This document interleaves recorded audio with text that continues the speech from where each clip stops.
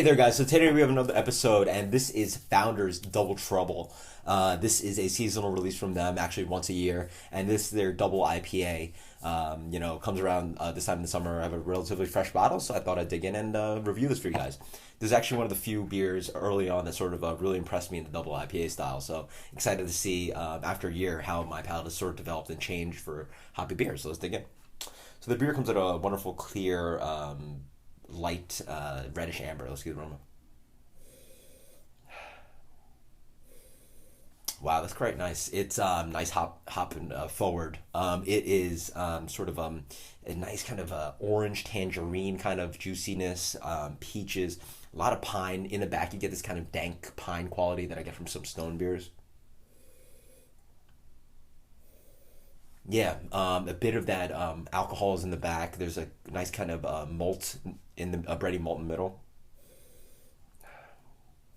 But yeah, it's this nice combination of like a bit of like tropical fruitiness, a lot of citrus peel, this kind of pine and dank. Let's get the flavor. Cheers.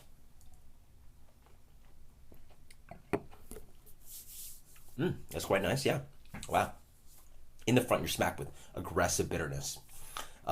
Overlying this beer is sort of this kind of pine, resinous pine bitterness throughout.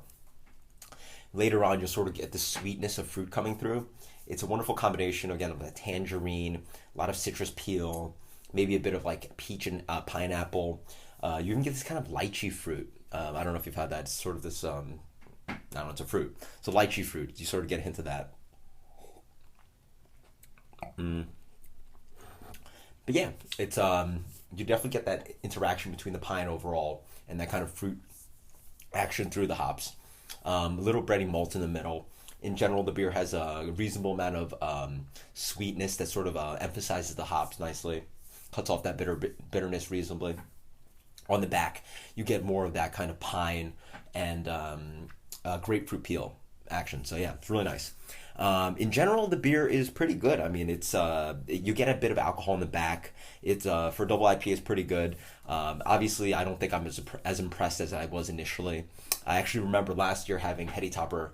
Had some friends over. We were having Heady Topper, and I was completely flabbergasted by Heady Topper, and I was very trying to figure out why and how that beer was so good. So I cracked a bottle of one of my favorite double IPAs back then, Double Trouble, and I had it, and it just completely sort of put Heady Topper into context that that beer is completely another level because this beer sort of sat on my palate and didn't really do much.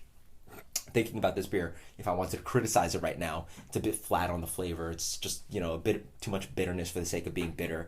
It's a bit too much sweetness and maltiness in there as well. Yeah, it's slightly alcoholic on the back. And yeah, it just lies a bit flat on the palate because that sweetness sort of keeps it down from the hops driving forward very aggressively. But still, this is very good beer, and I'm still giving this beer a 94. I mean, it's still one of the better double IPAs you'll be able to find out in the market, on the shelves especially. So until next time, guys, cheers. This is a Double Trouble. Let me know what you guys think about this seasonal release from Founders later.